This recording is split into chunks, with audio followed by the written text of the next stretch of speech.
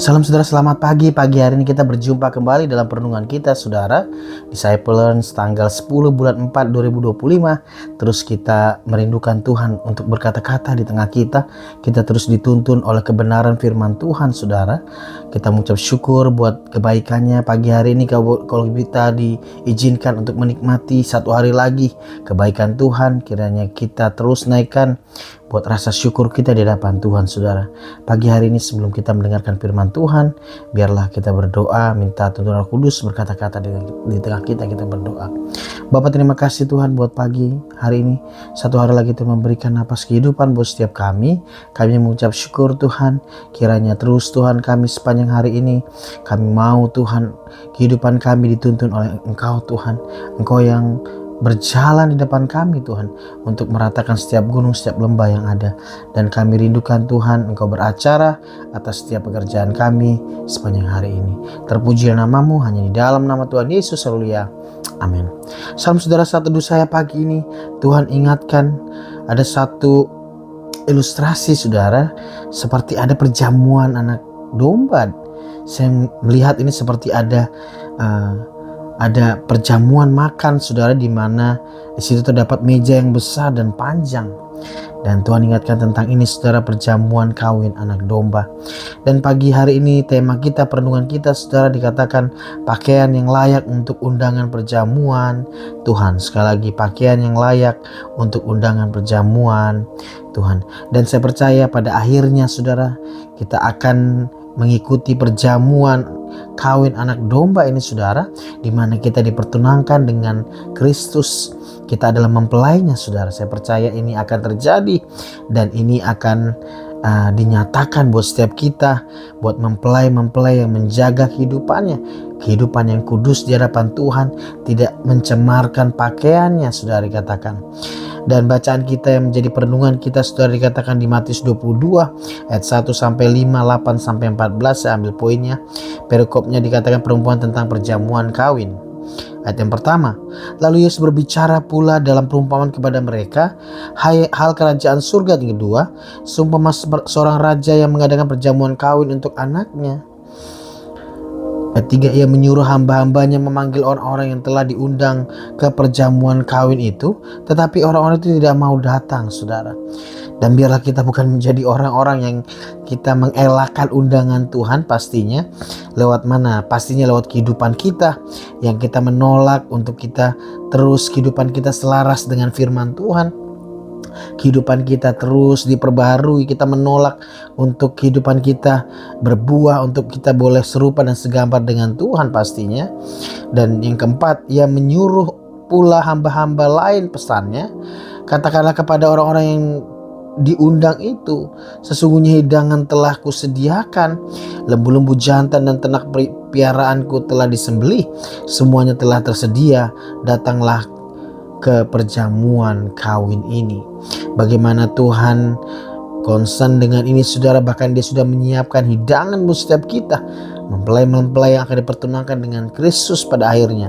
Ayat yang kelima, tetapi orang-orang yang diundang itu tidak mengindahkannya.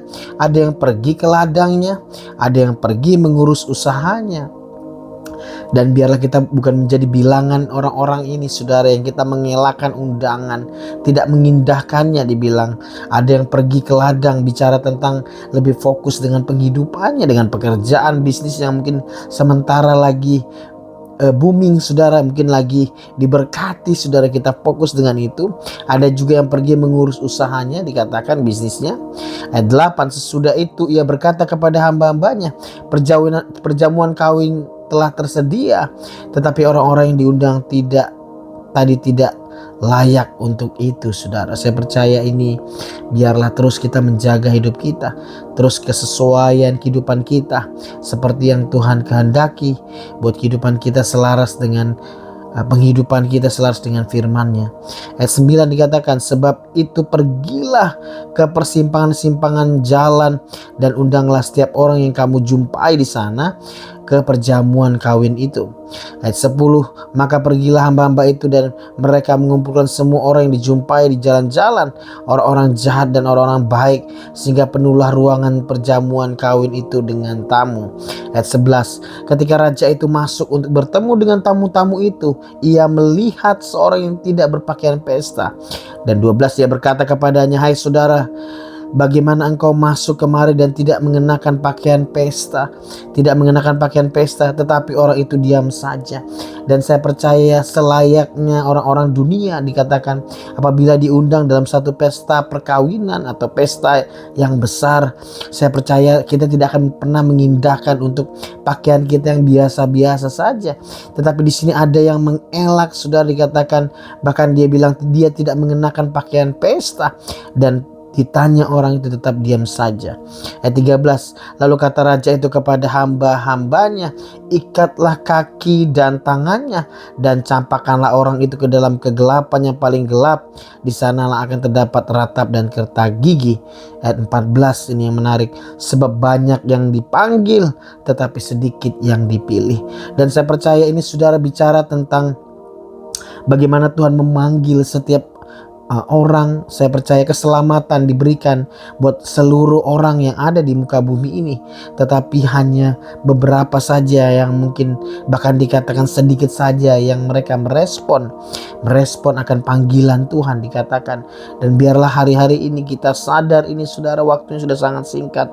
Biarlah kita menjadi bilangan orang-orang yang dipilih, dipanggil dan dipilih oleh Tuhan untuk masuk dalam kerajaannya. Dan poinnya saudara, ayat 2 dan 3 ini menjadi perenungan kita saudara. Ayat 2, hal kerajaan surga seumpama seorang raja yang mengadakan perjamuan kawin untuk anaknya. Dan dikatakan ia menyuruh hambanya memanggil orang-orang yang telah diundang ke perjamuan kawin itu, tetapi orang itu tidak mau datang. Dan biarlah dalam perjamuan kawin ini saudara, kita mempersiapkan kehidupan kita. Dikatakan kekristenan kita sebenarnya kita mempersiapkan diri kita untuk menjadi mempelai yang siap dipertunangkan dengan Kristus saudara. Perjamuan kawin anak domba, saya percaya ini akan menjadi kerinduan kita.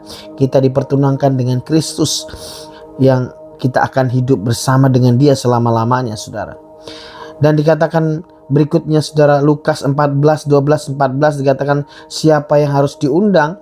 Perikop yang kita menjadi bacaan yang kedua ini sudah ada 12. Dan Yesus berkata juga kepada orang yang mengundang dia, apabila engkau mengadakan perjamuan siang atau perjamuan malam, janganlah engkau mengundang sahabat-sahabatmu atau saudaramu atau kaum keluargamu atau tetanggamu yang kaya, karena mereka akan membalas dengan mengundang engkau pula. Dengan demikian engkau mendapat balasannya. Ayat 13, tetapi apabila engkau mengadakan perjamuan, undanglah orang-orang miskin, orang-orang cacat, orang-orang lumpuh dan orang-orang buta. Dan 14 dikatakan, dan engkau akan berbahagia karena mereka tidak mempunyai apa-apa untuk membalasnya kepadamu, sebab engkau akan mendapat balasannya pada hari kebangkitan orang-orang benar. Dan saya percaya dari sisi hati Tuhan melihat kerendahan hati waktu kita. Saya percaya seringkali kenapa orang mengelak undangan Tuhan, merasa bahwa kita mungkin merasa kita memiliki sesuatu yang kita andalkan, mungkin kekayaan kita dikatakan. Bahkan dikatakan orang yang kaya seringkali ada transaksional saudara, dikatakan dia akan membalaskan apa yang menjadi mungkin apa menjadi kebaikan yang diperlakukan kepada dia akan kembalikan. Tetapi waktu kita melihat ini, Tuhan bilang waktu dia mengadakan perjamuan, undanglah orang-orang yang miskin dan orang-orang yang cacat, orang-orang yang lumpuh. Artinya mereka sungguh-sungguh orang-orang yang memerlukan akan keselamatan, akan kasih-Nya Tuhan ini saudara. Saya percaya biarlah kita terus jaga hati ini saudara, hati yang terus rendah hati, hati yang terus mengandalkan Tuhan dalam kehidupan kita, bahwa kehidupan kita adalah untuk kita mau menyenangkan hati Tuhan. Lukas 14, 15 sampai 17 dikatakan 21 dan 23. Juga dikatakan 15, mendengar itu berkatalah seorang dari tamu-tamu itu kepada Yesus, berbahagialah orang yang akan dijamu dalam kerajaan Allah. Bagaimana ini saudara, Tuhan ingatkan ini bahwa orang berbahagia dikatakan yang dijamu dalam kerajaannya Tuhan. 16, tetapi Yesus berkata kepada, ada seorang yang mengadakan perjamuan besar dan ia mengundang banyak orang. 17, menjelang perjamuan itu dimulai, ia menyuruh hambanya mengatakan kepada para undangan, marilah sebab segala sesuatu sudah siap. Ayat 21, maka kembalilah hamba itu dan menyampaikan semuanya itu kepada tuannya. Lalu murkalah tuan rumah itu dan berkata kepada hambanya, pergilah dengan segera ke jalan dan lorong-lorong kota dan bawalah kemari orang-orang miskin, orang-orang cacat, orang-orang buta, dan orang lumpuh. Ayat 23, dan lalu kata Tuhan itu kepada hambanya, pergilah ke semua jalan lintasan, paksalah orang yang di situ masuk karena rumahku harus penuh. Dan biarlah kita memiliki kerendahan hati ini saudara, kita meresponi undangan Tuhan sejak kita masih ada di bumi ini saudara. Saya percaya ini persiapan kita. Biarlah kita menjaga waktu perjamuan kawin anak domba ini, menjaga pakaian kita untuk tetap bersih, menjaga pakaian kita untuk tetap tidak bercacat, tidak bernoda. Dengan cara apa saudara? Kita menghidupi setiap kehidupan kita dengan sesuai dengan firman Tuhan pastinya. Kita jaga hubungan kita dengan Tuhan, tidak menyimpang ke kanan dan ke kiri. Wahyu 19 ayat 9 juga dikatakan, lalu ia berkata kepadaku, tuliskanlah, berbahagialah orang yang diundang ke perjamuan kawin anak domba. Dikatakan, katanya lagi kepadaku, perkataan ini adalah benar, perkataan-perkataan dari Allah, dan biarlah nama kita ada di dalam catatan undangannya Tuhan. Dikatakan berbahagialah orang yang diundang ke perjamuan kawin anak domba. Dan saya percaya dari situlah kita mengetahui bahwa kita menerima keselamatan itu saudara. Kita dipertunangkan dengan Kristus, kita mendapat bagian dalam keselamatan bersama dengan Dia, kita diperdamaikan dengan Bapa itu sendiri saudara. Dan saya catat saudara, ada makna rohani yang kita maknai di sini dengan dalam Matius 22 dikatakan 1 sampai 14 di poin 2 dan 3 ini saudara, dengan tema kita dikatakan pakaian yang layak untuk undangan perjamuan Tuhan. Makna rohani yang pertama mungkin kita boleh pelajari yaitu undangan Tuhan untuk keselamatan. Ayat ini menekankan bahwa Tuhan telah mengundang kita untuk datang ke perjamuannya, yaitu perjamuan terdiri dari kebahagiaan dan keselamatan. Dan saya percaya ini yang Tuhan akan nyatakan dalam kehidupan kita saudara. Pada akhirnya upah dalam setiap pengiringan kita dengan Tuhan dikatakan bahwa kita akan diundang datang ke perjamuannya dikatakan, dan kita akan masuk dalam kebahagiaan dan keselamatan Tuhan. Yang kedua, kesiapan untuk bertemu dengan Tuhan. Ayat ini juga menekankan bahwa kita harus siap untuk bertemu dengan Tuhan dengan memiliki hati yang bersih ini saudara, dan pakaian rohani yang layak. Dan saya percaya ini saudara, kita harus jaga hati kita ini bersih, dan bagaimana kita juga memiliki pakaian rohani yang layak, tidak bercacat, tidak bernoda dikatakan, buat pakaian kita bersih di hadapan Tuhan, supaya kita layak untuk bertemu dengan Tuhan. Biarlah terus kita diperbaharui, pakaian kita bersih, waktu kita terus ada dalam tracknya Dia, waktu kita terus menuruti apa yang menjadi firman-Nya dalam kehidupan kita. Yang ketiga, pentingnya mengenal Tuhan. Ayat ini menekankan pentingnya mengenal Tuhan dan memiliki hubungan yang intim dengannya. Saya percaya dikatakan mempelai yang akan diundang dalam perjamuan kawin saudara. Saya percaya bicara tentang mempelai berarti artinya kita punya hubungan dengan sang mempelai itu saudara. Mempelai laki-laki, mempelai perempuan. Dikatakan kita penting mengenal Tuhan dan memiliki hubungan yang intim dengannya, sehingga kita dapat memahami apa yang Tuhan inginkan dari kehidupan kita saudara. Dan yang keempat adalah konsekuensi dari menolak undangan. Dari bacaan kita saudara, Matius 22 ini saudara, dikatakan ayat yang ke-2 dan 3 tadi saudara, dikatakan yaitu ada konsekuensi dari menolak undangan Tuhan. Ayat ini menekankan konsekuensi dari menolak undangan Tuhan, yaitu kehilangan keselamatan dan kita kehilangan kebahagiaan pastinya, hidup yang kekal bersama dengan Tuhan. Dan biarlah kita bukan menjadi orang-orang yang mengundurkan diri, kita menolak buat dikatakan undangan Tuhan saudara. Melalui apa? Melalui dikatakan kita mengelakkan, kita tidak mengikuti atau kita mengundurkan diri dari setiap jalan-jalannya Tuhan saudara. Dan biarlah ini bukan orang bilangan orang ini saudara, mungkin karena kekecewaan, mungkin karena ada kepahitan, mungkin karena ada hal-hal yang mungkin tidak dipenuhi dan kita kecewa, saudara. Dan biarlah kita bukan orang yang menolak undangan Tuhan, saudara. Dan yang terakhir ada aplikasi dalam kehidupan sehari-hari, saudara. Kita bisa pelajari dalam literatur yang ada. Yang pertama, menerima undangan Tuhan. Kita harus menerima undangan Tuhan untuk datang ke perjamuannya, yaitu dengan menerima Yesus Kristus sebagai Tuhan dan Juru Selamat. Dan saya percaya ini menjadi syarat kita. Yang pertama ini, saudara, untuk menerima undangan Tuhan, gak lain, saudara, kita harus terima Yesus Kristus sebagai Tuhan dan Juru Selamat kita. Ini gak ada lain, saudara. Ini harga mati, saudara. Kita harus terima Dia, Yesus Kristus Tuhan, itu menjadi raja dalam kehidupan kita, menjadi juru selamat kita, saudara. Yang kedua, mengembangkan kekuatan rohani. Kita harus mengembangkan kekuatan rohani kita dengan cara berdoa. Bagaimana kita untuk menjaga hati kita bersih, menjaga pakaian kita tidak bercacat, tidak bernoda, yaitu dengan cara berdoa. Kita bangun hubungan kita dengan Tuhan, membaca firman-Nya, merenungkan firman-Nya setiap hari, dan kita terus ada dalam persekutuan dengan orang-orang percaya. Dan saya percaya ini perlu kita kembangkan terus-menerus, berbuah-buah, saudara, dikatakan kehidupan yang terus diperbaharui di dalam Tuhan. Yang ketiga, menghidupi kehidupan yang berkenan kepada Tuhan. Kita harus berusaha untuk menghidupi kehidupan yang berkenan kepada Tuhan dengan melakukan kehendak-Nya dan mengikuti ajarannya. Dan terus kita stay on the track, tidak menyimpang ke kanan dan ke kiri, supaya kehidupan kita beruntung, supaya kita tidak menolak undangan itu, saudara, karena kehidupan kita yang jauh dari Tuhan. Yang keempat, mengucap syukur atas kasih Tuhan karena undangan yang Tuhan berikan buat setiap kita. Bahwa dikatakan kita harus mengucap syukur akan kasih Tuhan yang mengundang kita dalam perjamuannya untuk memberikan kita keselamatan. Dan yang terakhir, mengajak orang lain untuk bertemu dengan Tuhan. Dan biarlah ini juga kita berbelas kasihan, saudara.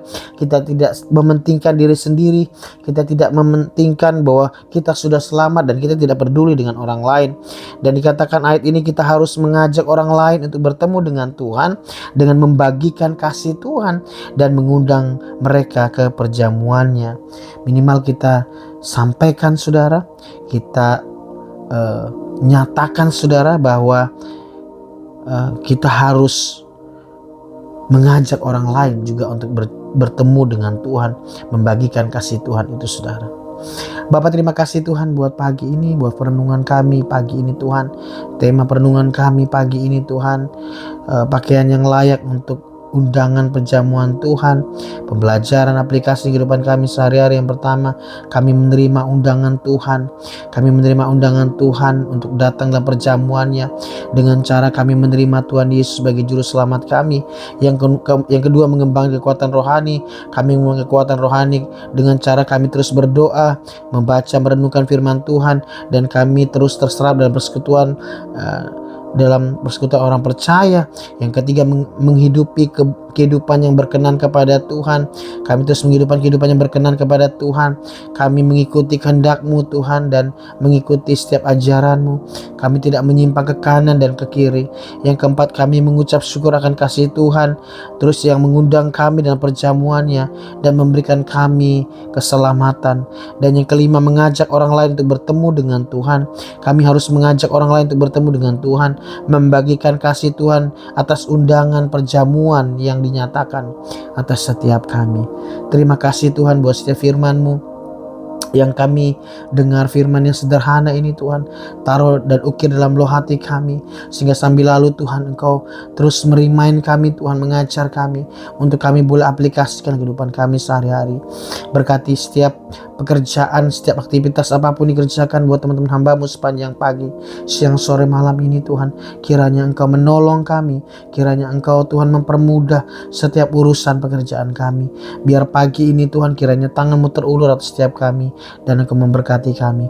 Kiranya berkat kasih karunia daripada Allah Bapa dan damai sejahtera dari Tuhan Yesus Kristus, persekutuan yang manis oleh Roh Kudus menyertai kami dari dulu, sekarang, sampai selama-lamanya, sampai Tuhan datang kali kedua menjemput kami di awan permai. Dan biarlah berkat-Mu bekerja dalam kehidupan kami. Kami bersyukur di dalam nama Yesus, Tuhan. Haleluya. Amin. Salam. Tuhan Yesus memberkati teman-teman semua. Tetap ada dalam tracknya Tuhan. Terima undangannya Tuhan. Terima Yesus sebagai Tuhan Juru Selamat. Tetap kerjakan keselamatan kita di dalam Tuhan. Tuhan Yesus memberkati teman-teman semua. Shalom, shalom. God bless you.